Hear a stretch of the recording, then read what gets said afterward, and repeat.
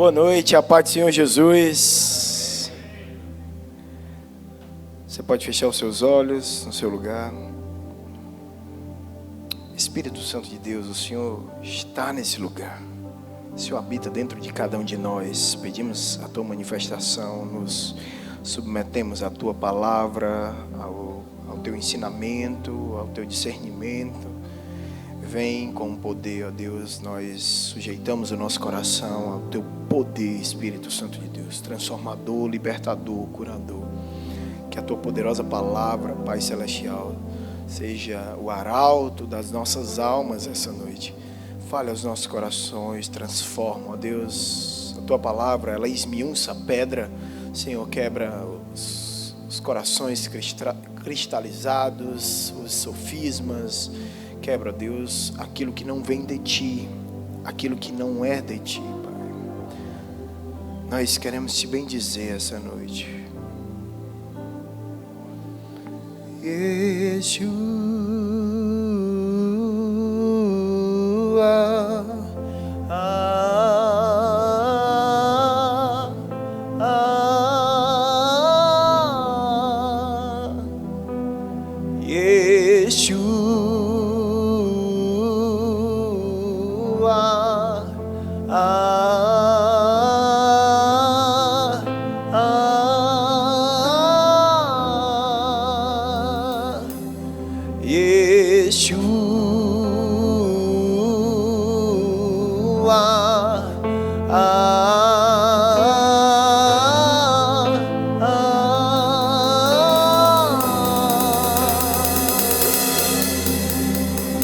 faz a terra tremer com seus pés, faz a terra tremer com os Teus pés, faz a terra tremer, rasga os céus e desce, faz a terra tremer com os Seus pés, faz a terra tremer com os Seus pés, faz a terra tremer, rasga os céus e desce, vem fazer o que nenhum homem fez, vem fazer o que a história nunca viu, vem cumprir tudo escrito em Joel. Aviva-nos, aviva-nos, vem fazer o que nenhum homem fez, vem fazer o que a história nunca viu, vem cumprir tudo escrito em Joel. Aviva-nos, aviva-nos essa noite, Espírito Santo de Deus. Que seja hoje, Senhor, que seja agora. Nós pedimos, vem sobre as nossas vidas de uma forma poderosa e extraordinária. Em nome de Jesus. Amém. Amém, gente? Você pode abrir a sua Bíblia em 1 Samuel, capítulo 30, a partir do versículo 1.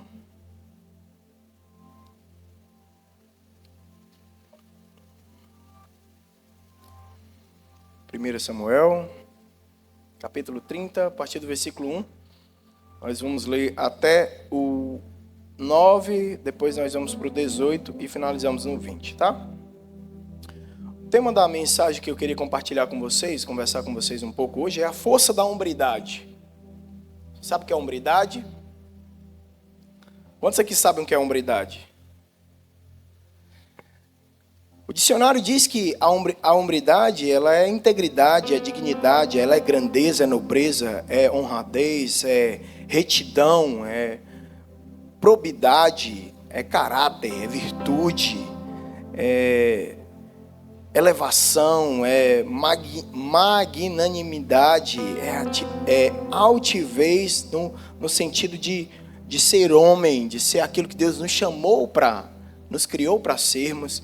Isso tudo é hombridade, né? A palavra de Deus, ela vai falar muito sobre isso, porque Deus nos criou para isso. Para sermos homens honrados, homens que são comprometidos com a sua identidade em Deus, com aquilo que eles nasceram para exercer, um papel divino. Hombridade é um papel divino. Amém? Vamos ler? Diz assim um texto: quando Davi e seus soldados chegaram em Ziclag, no terceiro dia, os amalequitas tinham atacado o Neguebe e incendiado a cidade de Ziclag. Levaram como prisioneiros todos os que lá estavam, as mulheres, os jovens, os idosos. A ninguém mataram, mas os levaram consigo quando prosseguiram seu caminho. Ao chegar a Ziclag, Davi e seus soldados encontraram a cidade destruída pelo fogo e viram que as mulheres, seus filhos, suas filhas tinham sido levados como prisioneiros. Então Davi e seus soldados choraram em alta voz até não terem mais forças para chorar. As duas mulheres de Davi também tinham sido levadas, Ainoã de Jezreel e Abigail de Carmelo, a que fora mulher de Nabal. Davi ficou profundamente angustiado, pois os homens falavam em apedrejá-lo.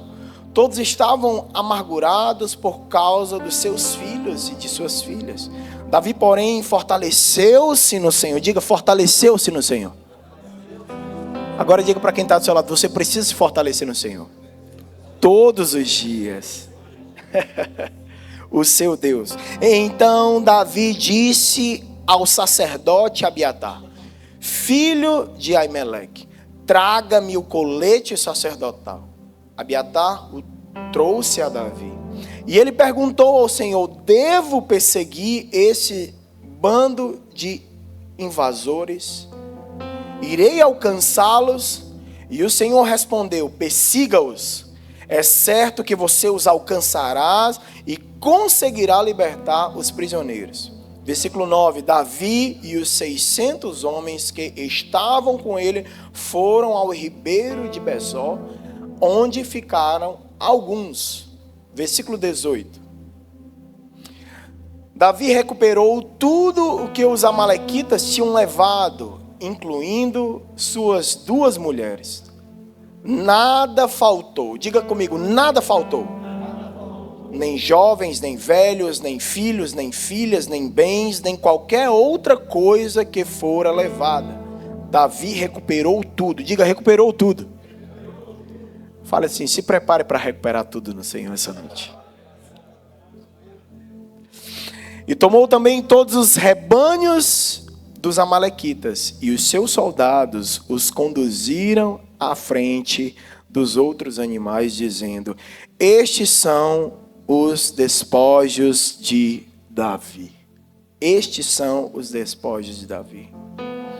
Davi, ele foi um homem segundo o coração de Deus, e eu costumo dizer que Davi, ele é um homem que chegou nessa posição porque ele também enfrentou muita coisa. Entenda algo, para você chegar em uma posição, para você ganhar algo, sempre você vai precisar perder algo. Toda vez que Deus for te entregar algo, você vai precisar abrir mão de outro algo. O apóstolo Paulo vai dizer em uma das suas cartas, esquecendo-me das coisas que ficam para trás, eu prossigo para o alvo. Ou seja, a vida é feita de ciclos, onde os pensamentos dessa estação não cabem mais na próxima. As conquistas dessa estação não fazem mais parte da próxima. Você crê nisso? Você está comigo? Então Davi, ele era um adorador do Senhor, um jovem guerreiro, sonhador, que foi general dos exércitos do reino de Israel, ungido pelo Senhor a rei de Israel. Mas não foi tão fácil assim como a gente imagina. Porque Davi, ele está empolgado, porque agora ele foi inserido no palácio, agora ele faz parte da mesa do rei, agora ele é um dos generais, agora ele é um dos conquistadores de Israel. Só que uma música de forma errada e colocada no momento certo, ela pode gerar todo um problema, e foi isso que aconteceu. Davi foi a uma das suas batalhas e as mulheres, ao receber os soldados, resolveram cantar uma música que mexeu com o rei daquela nação.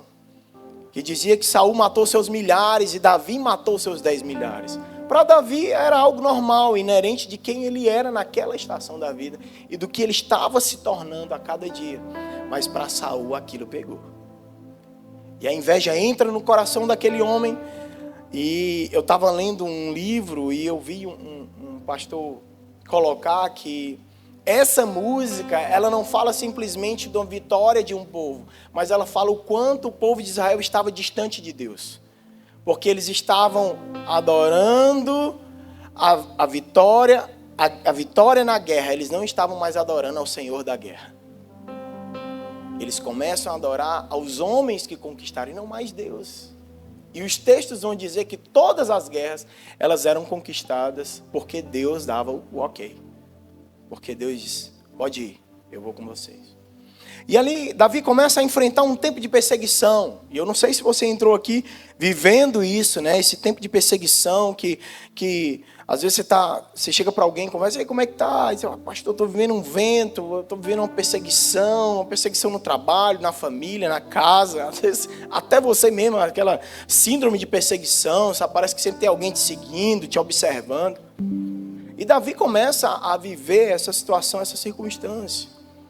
E aí, gente, é muito bom quando você é levado a uma posição e acha que chegou no bom propósito da sua vida existencial. Mas quando você chega naquele lugar, as lutas elas aumentam. Todo lugar de grandeza vai requerer de nós uma luta grande.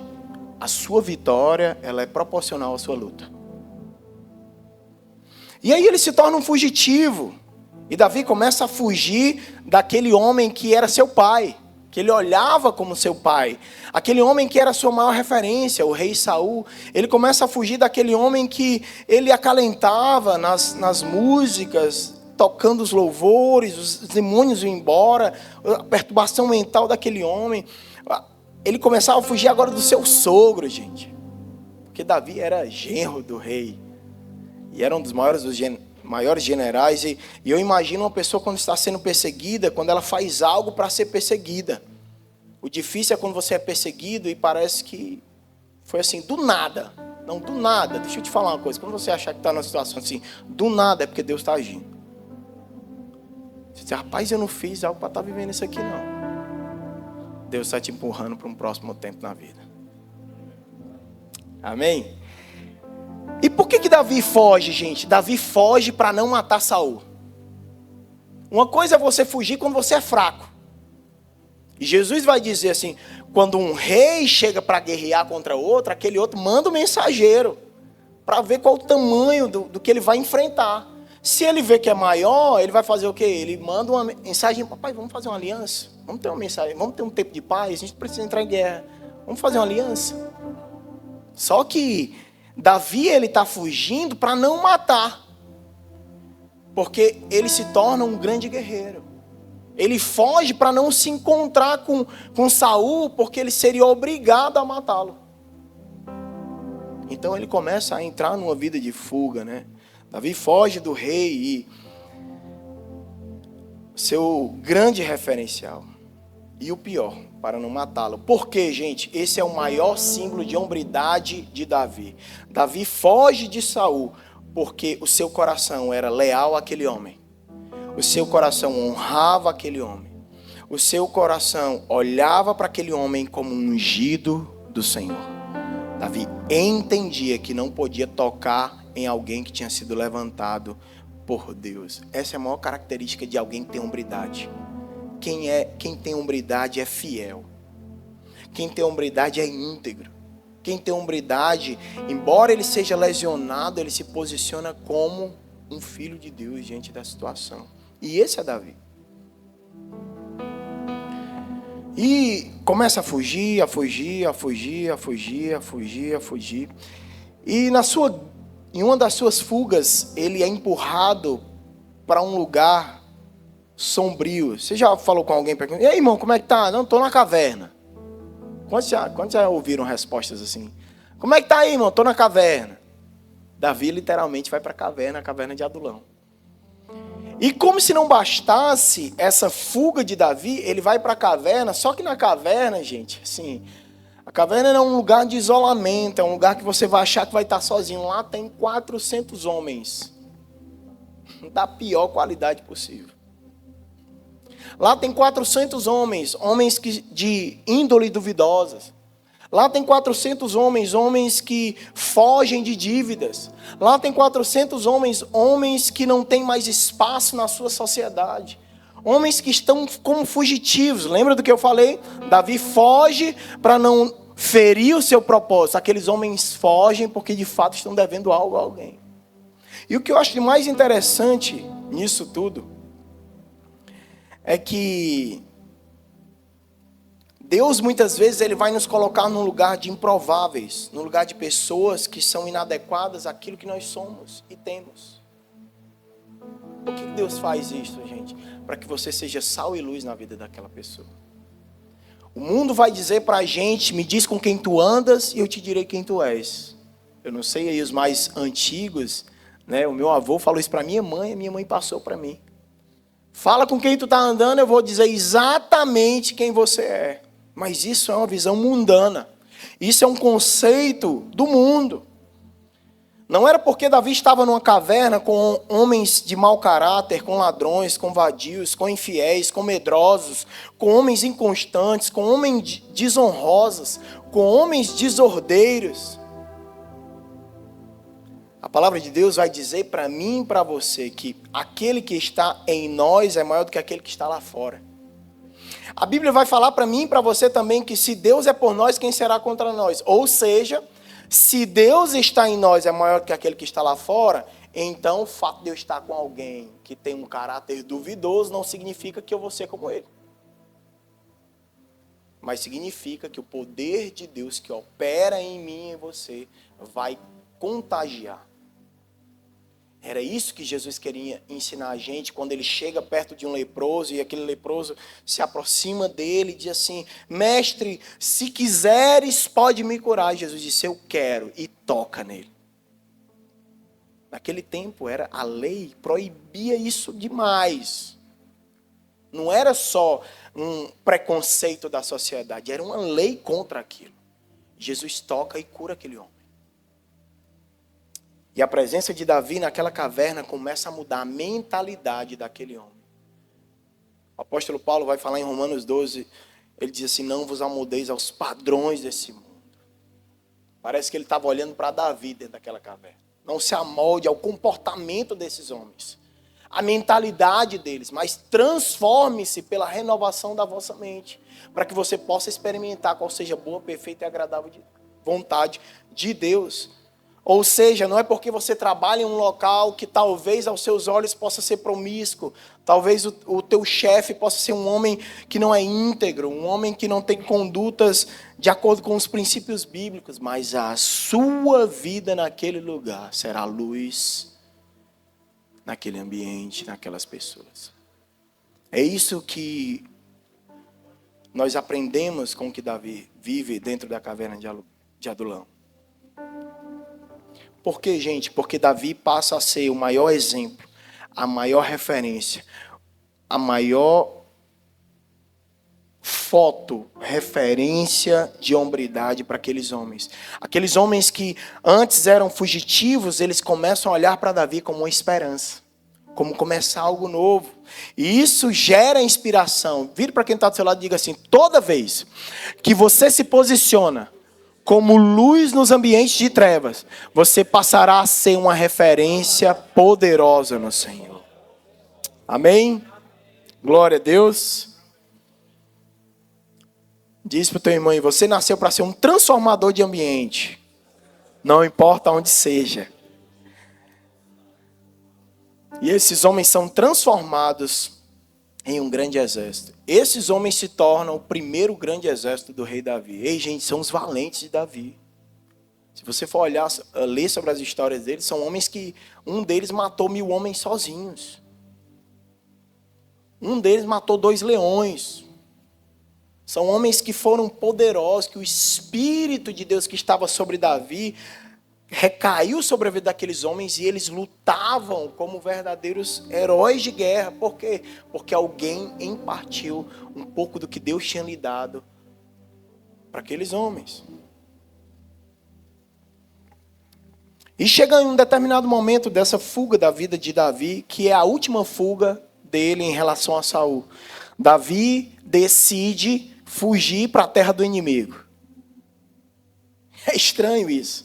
Porque você começa a pensar, sabe, Fanuel, assim, uma coisa é você estar fugindo de alguém para não fazer algo contra ela. E aí se torna mais insano quando você foge para um ambiente onde você não é bem-vindo. Quando você foge para um ambiente onde você não é bem quisto. Para meio que você, para assim, é como se você estivesse dizendo assim, cara, vê se o cara me erra pelo menos uma vez. Vê se a pessoa para assim de me perseguir, talvez aqui no meio dos meus inimigos, ele para de olhar para mim de uma forma como uma ameaça para ele. E é isso que Davi faz. A Bíblia diz, no capítulo anterior, que Davi foge para Gate. E o texto vai dizer no final que é a última vez em que Saul persegue Davi. Quando ele descobre que ele foge para lá, porque na mente dele, diz, não, Davi agora vai ser morto lá. Então, Davi se torna irrelevante para ele. Só, gente, que Davi é um grande guerreiro. Só que Davi ele tem a graça de Deus para transformar o ambiente. Só que Davi ele tem a graça de Deus para mudar tudo que está ao seu redor. E ele chega para o rei de Gate e ele diz assim, rapaz, seguinte, eu estou com o meu exército, são 600 homens, fora mulheres, filhos, parentes, que aqui vai falar dos velhos também. E Gate é pequeno para nós dois. Não tem como a gente estar compactuando no mesmo lugar. Mas faz o seguinte, me dá uma terra para que eu possa viver com a minha família. E, gente, o rei de Gate oferece a Davi Ziclag. No argumento de que eu vou ter o meu inimigo aqui perto de mim, porque ele perto de mim, ele vai me dar vitórias, ele vai compartilhar os despojos e ele vai ser proteção para mim. Então o que foi que Davi se tornou para aquele rei? Davi se torna para aquele rei um escudeiro. Muitas vezes Deus te coloca em algumas situações como escudeiro ou servo de alguém, ou posições que você precisa se submeter para quê? Para te fazer crescer. Muitas vezes Deus vai te colocar debaixo da tutela de alguém, debaixo da ordem de alguém, debaixo da chefia de alguém, para quê? Para te fazer crescer. Então hoje, saia daqui entendendo que o seu patrão foi Deus que escolheu para estar sobre a sua vida. Entenda que as autoridades que Deus colocou sobre a sua vida, para essa estação, é para gerar em você força para um novo tempo. E o que é Ziclag, hein, gente? Ziclag, ela significa no hebraico, ela é serpente, ela era uma cidade de zigue-zagues. Ela é uma cidade de zigue-zague, significa literalmente isso, zigue-zague. Talvez você entrou aqui essa noite e a tua vida está em pontos de inflexão. Uma hora você está em cima, outra hora você está embaixo. Uma hora você está em cima, você está bem. Semana passada você disse para o pastor que estava bem. Essa já está ruim. Na outra está bem de novo. Hoje já está ruim de novo. Na outra, e você está vivendo um tempo de zigue-zague, de sobe e desce, sem compreender e sem entender nada.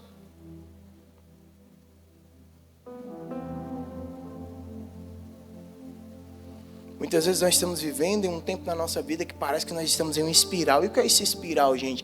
Dentro de um furacão. Você não sai do lugar, fica só ali, ó. O texto vai dizer para a gente, depois se quiser ler em casa, que Davi passa 16 meses nessa cidade. 16 meses, 1 ano e 4 meses. Servindo a esse homem ali, debaixo da tutela desse homem, para ver se o inimigo antigo esquecia dele.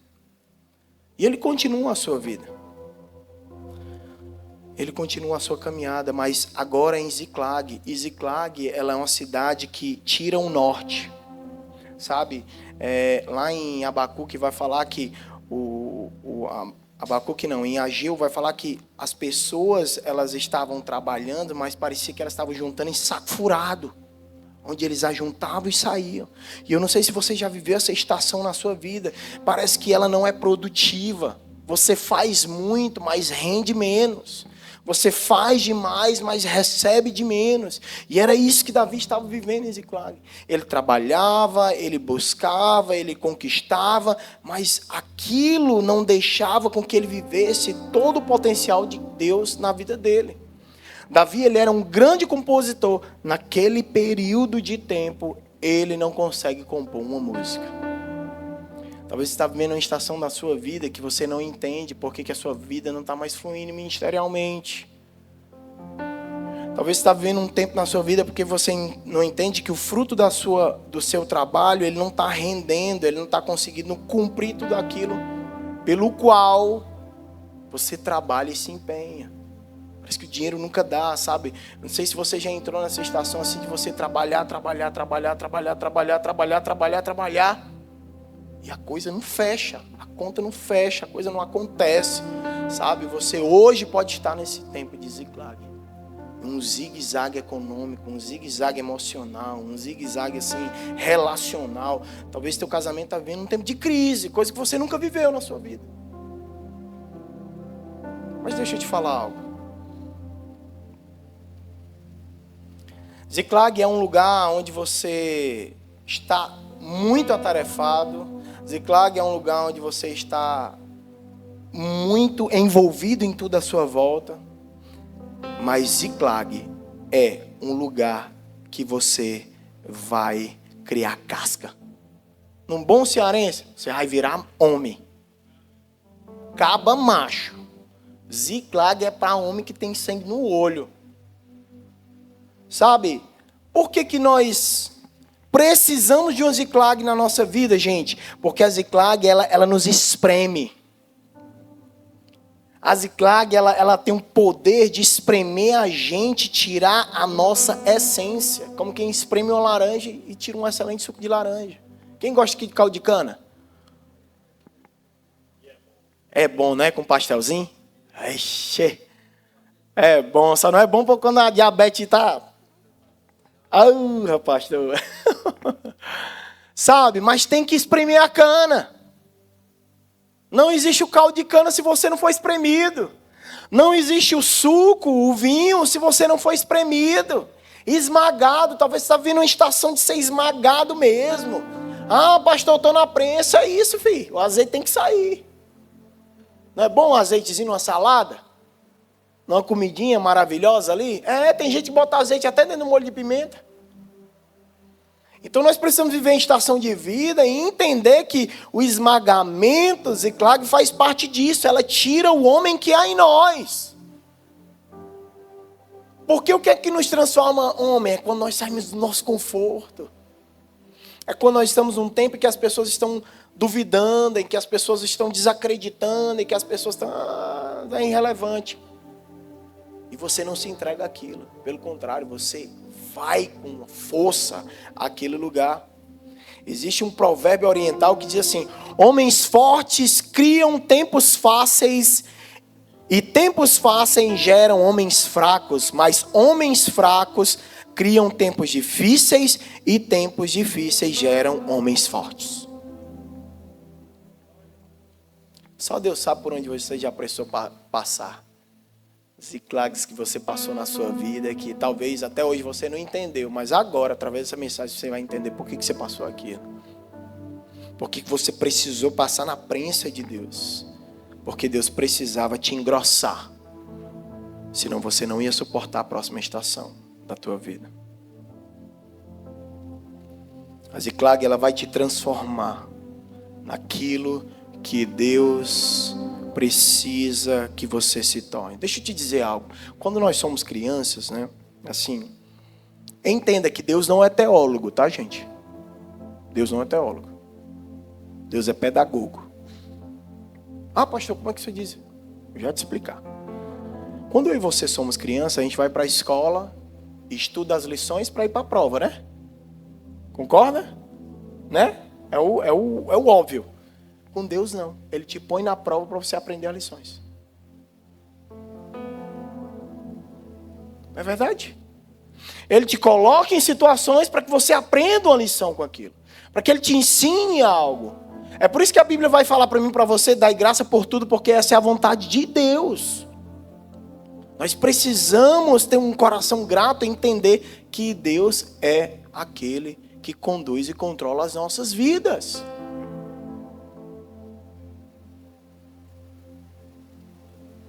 Deus vai te ferir no lugar onde Ele vai te usar. Aonde você foi ferido? No teu casamento, no teu trabalho, na tua família. Onde você foi ferido? No teu ministério? Ele vai te usar aí. A Bíblia diz que Ele faz a ferida e Ele a curará. Ele vai curar.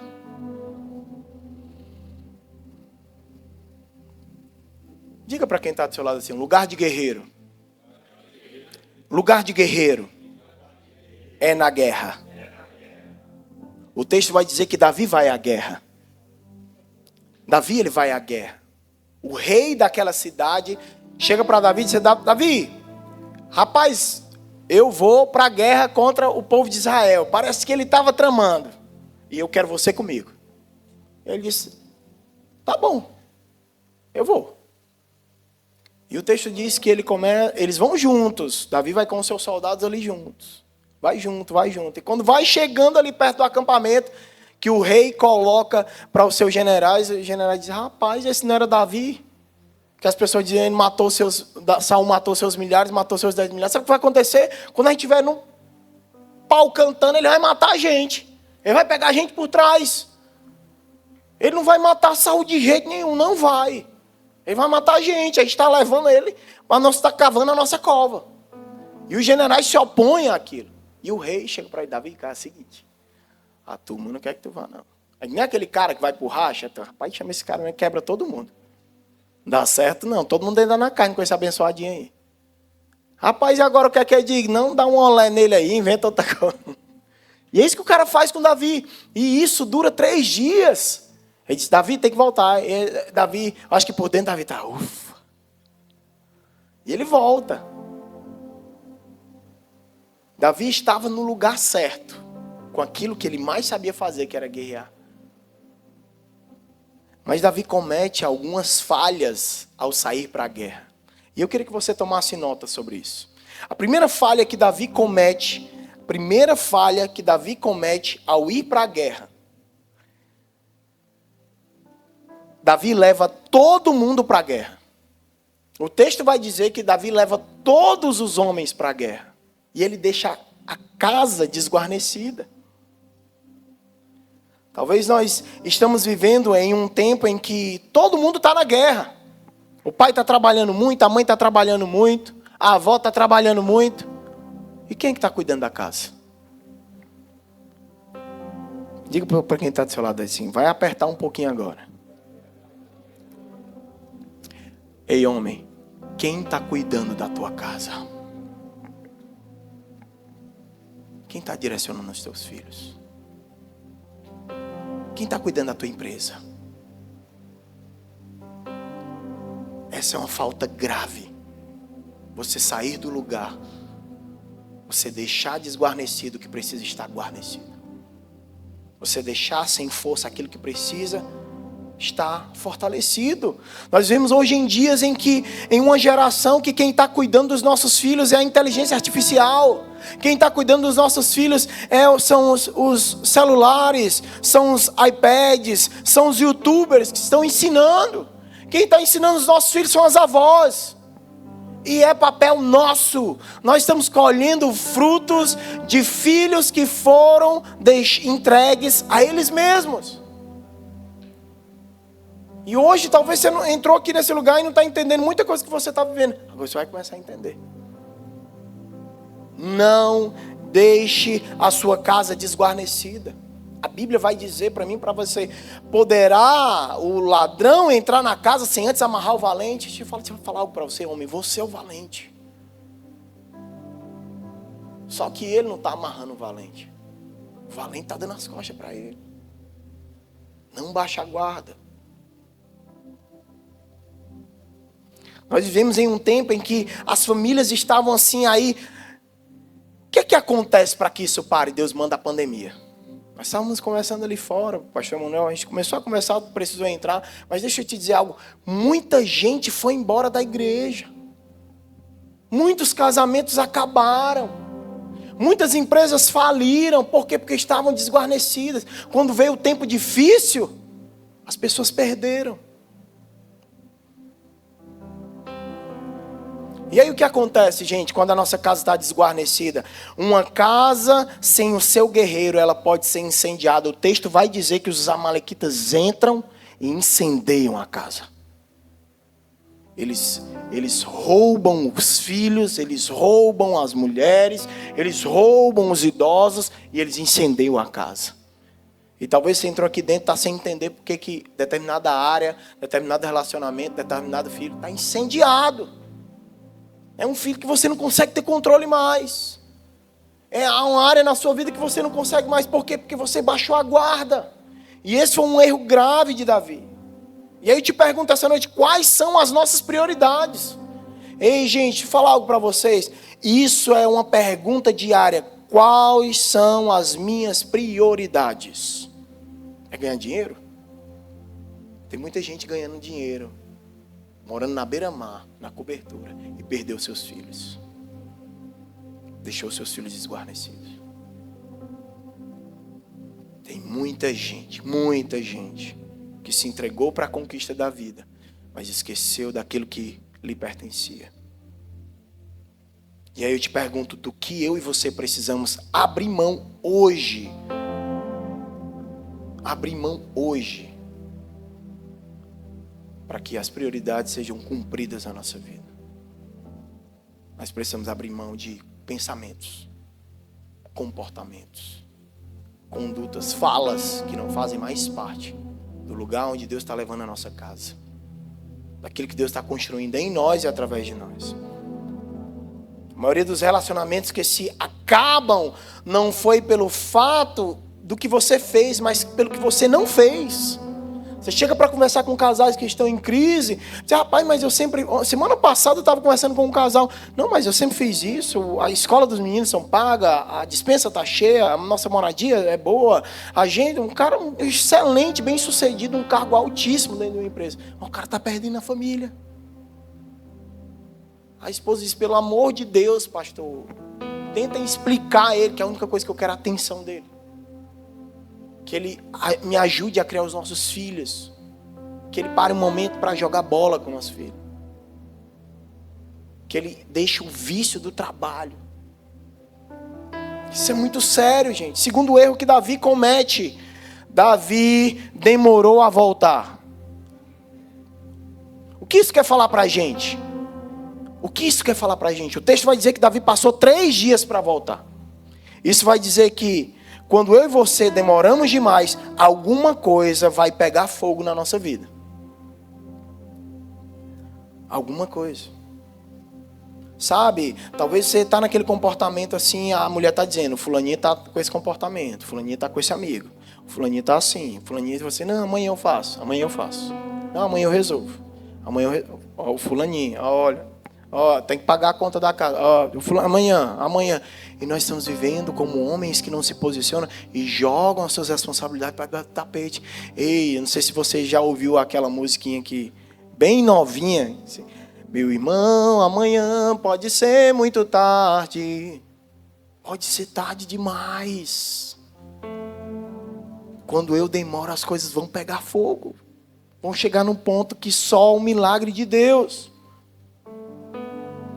Sabe, nós estamos vivendo tempos, pastor Emanuel, que sacerdotes saíram do seu lugar de sacerdotes.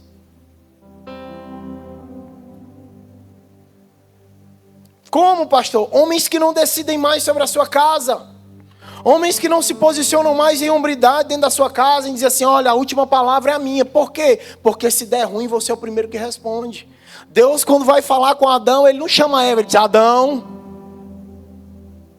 Não, mas foi ela que... Adão. Tu é o cabeça, Adão.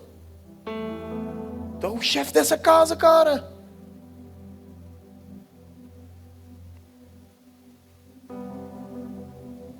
Um homem que deixou de ordenar.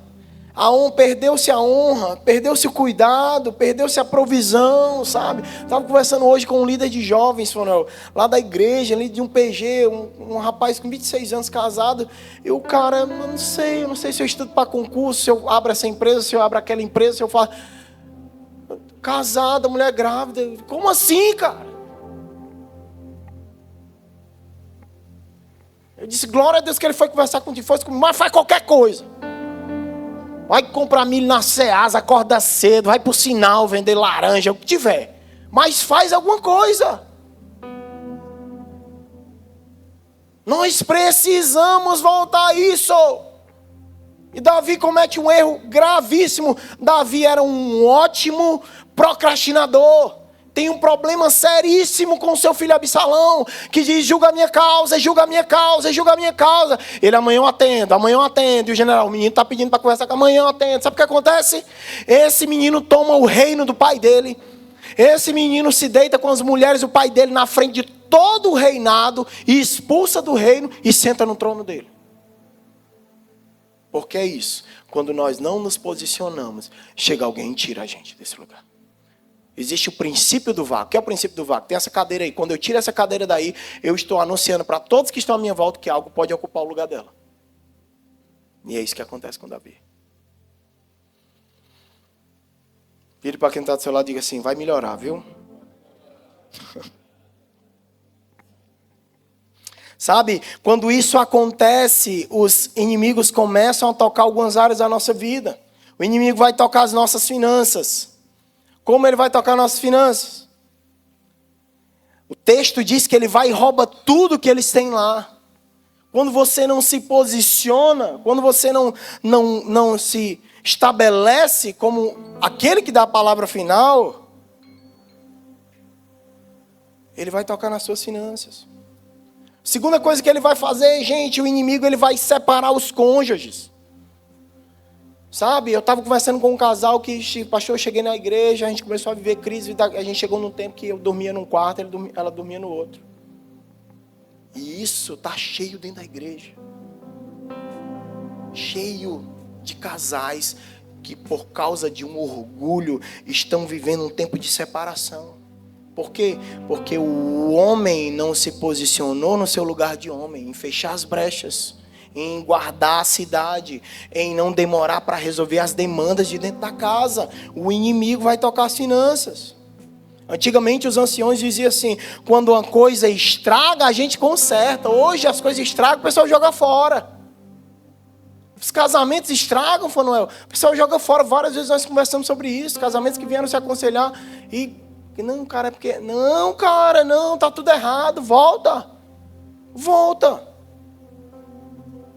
Outra coisa, o inimigo, ele vai ferir o nosso emocional.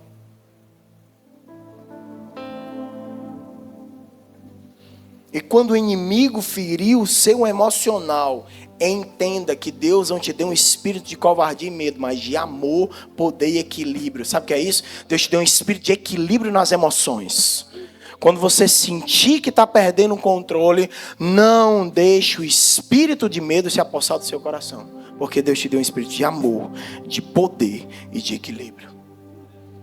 Amor para olhar para aquele e dizer, é meu. Poder para executar e equilíbrio para aguentar a tempestade. Aguentar.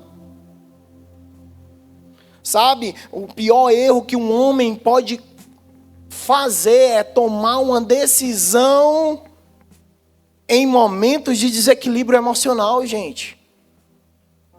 Sabe, assim, Davi, ele toma muitas decisões em momentos de desequilíbrio emocional. Só que dessa vez ele acerta, porque ele vai para os pés do Senhor. Mas sofreu muito por causa das suas emoções. Quando ele vai na varanda e vê aquela mulher bonita, as suas emoções, e ele se entrega. Ei, gente, estou falando de um homem que era segundo o coração de Deus. O apóstolo Paulo vai dizer, aquele que está de pé, cuide para não cair. Porque as emoções, elas mexem com as nossas decisões. Não tome decisões em momentos de aflições. Diga para quem está do seu lado assim, você está proibido de decidir em momentos de tensão.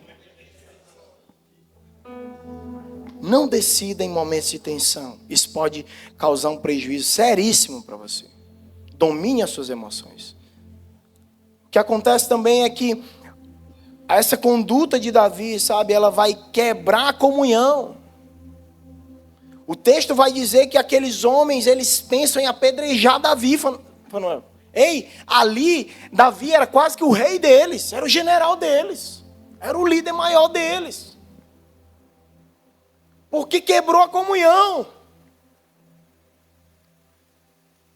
Mas a gente pode adotar isso para a nossa família. Não deixa a comunhão da sua família quebrar. Chega a hora do almoço, um almoça na sala, outro almoça no quarto, outro almoça... Não deixa, não perca a mesa. A mesa é comunhão. Não perca a comunhão da sua casa, dos seus filhos. Não deixe que o inimigo quebre a comunhão de vocês. Entenda que os conflitos no seu casamento não é você contra a sua esposa, mas são vocês dois contra o inimigo. A nossa luta não é contra carne ou sangue, gente. Não perca a comunhão com o seu filho. Talvez você tenha um filho adolescente que a conversa já não está mais dando. Por quê? Porque você está conversando tarde demais. Comece a orar por esse garoto. Comece a colocar ele diante de Deus.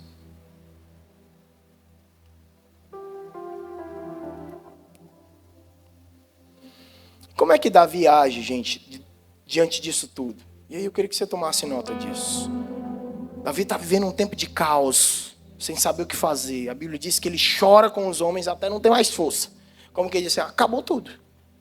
Nós estamos perdidos. Só faltava essa. A gente morar na terra do inimigo, tá em fuga de algo que é meu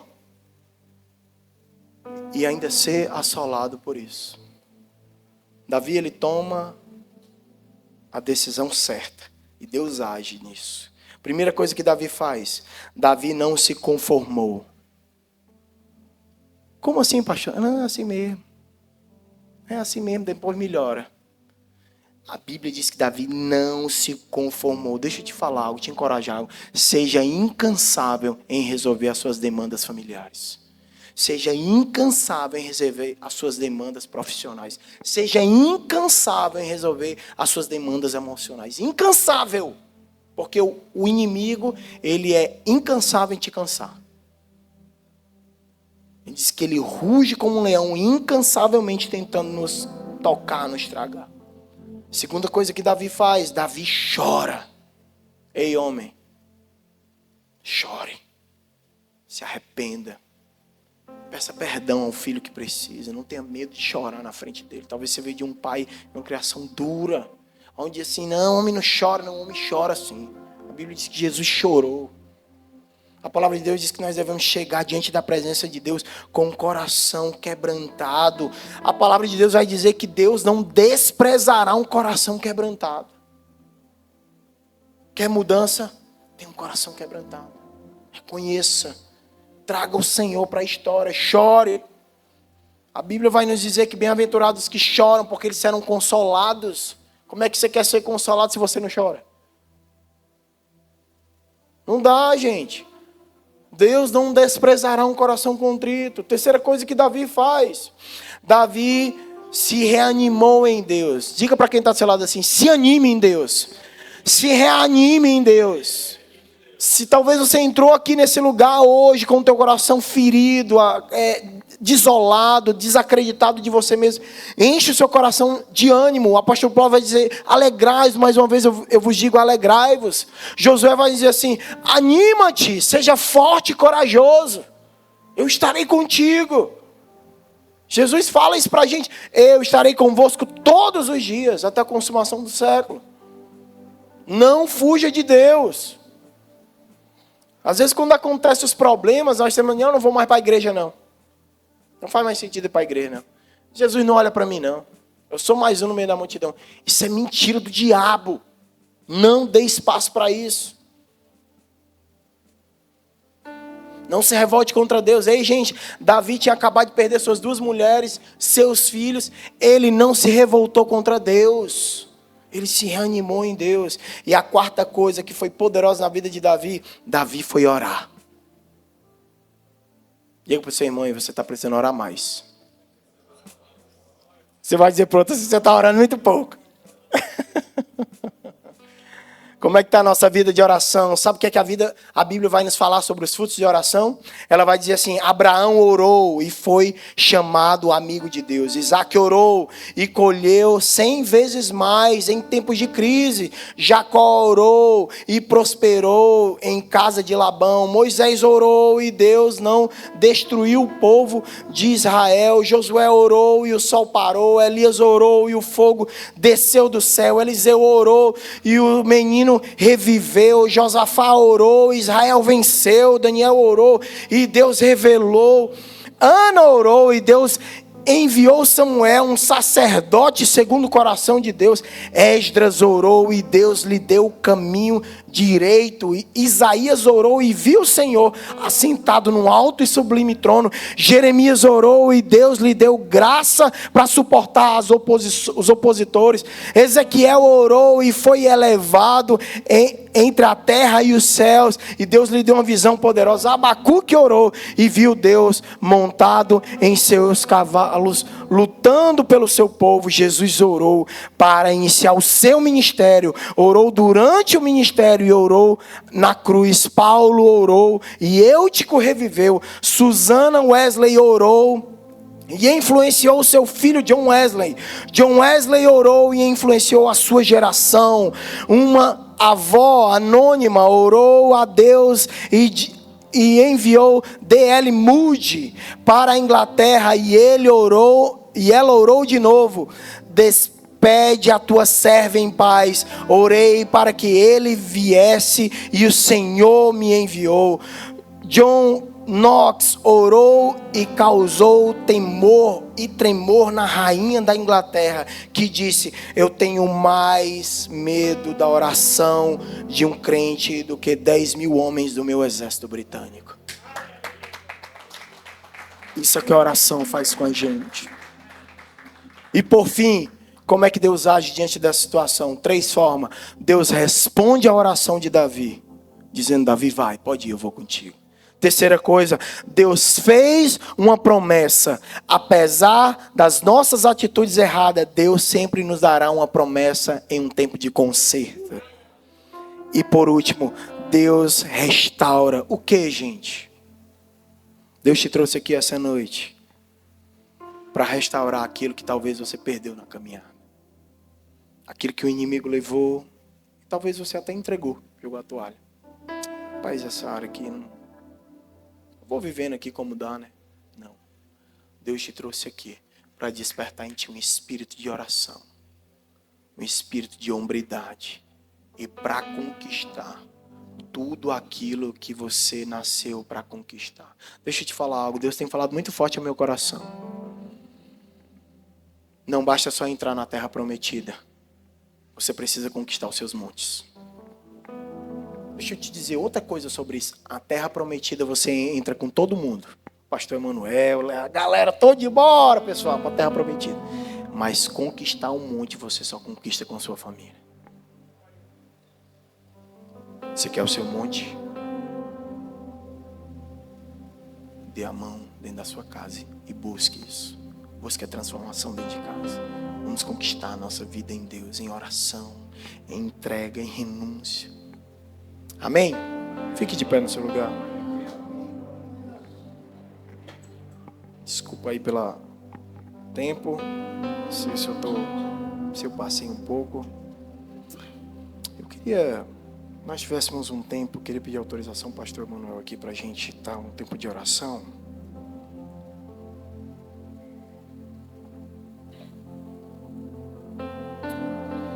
Nós homens precisamos quebrar muita coisa na nossa vida, sabe, gente? Para haver mudança. As mulheres são mais flexíveis, são mais amolecidas, né? Elas se arrependem mais rápido, elas se consertam mais rápido. Você disse: vamos para a reunião de oração, só o que tem é mulher. Mas Deus nos trouxe aqui essa noite para uma noite de conserto. E eu queria te convidar a vir aqui à frente, se essa história fez sentido, se talvez você viveu isso, ou tem vivido isso, tá? Sabe que ninguém está para apontar, acusar ninguém, não. Hoje é noite de restauração. Hoje é noite de realinhamento, hoje é noite de reposicionamento.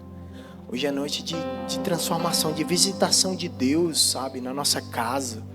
Hoje é noite assim de toque do Senhor mesmo, de mudança de mentalidade, sabe? Hoje é noite assim de um voltar aos pés do Senhor e perguntar assim: Senhor, eu posso ir? É noite de quebrar orgulho, é noite de quebrar assim mentalidades que não fazem parte do lugar onde Deus quer nos levar, mentalidades que não fazem parte de um tempo que Deus quer nos tornar, sabe? Deus quer te fazer um marido melhor. Existe uma história de uma criança que chegou uma vez para o seu pastor e disse assim: pastor, a gente pode morar aqui na igreja? E o pastor disse assim: por que, filho? Porque aqui na igreja é tão bom, né? E aí o pastor subiu, foi pregar. No final do culto aquilo incomodou, ele chegou para: fulaninho, vem cá, o que você pediu para morar na igreja? Porque na igreja o meu pai é o melhor pai do mundo. Porque na igreja meu pai é o melhor marido do mundo. E deixa eu te dizer algo. Se tem algo que Jesus nos desafiou, foi o ide por todo mundo, pregar o evangelho a toda criatura e sejam minhas testemunhas. Deixa eu dizer algo. Você é testemunha do Senhor onde Ele te colocou. Eu e você somos testemunha dentro do nosso trabalho, da nossa casa, da nossa família. Esse é um tempo de você começar a pensar 2 vezes antes de responder. Esse é um tempo de você dizer assim: Senhor, derrama os frutos do Teu Espírito sobre a minha vida. Me faz um homem mais longânimo, mais paciente, sabe? Menos explosivo, menos irado.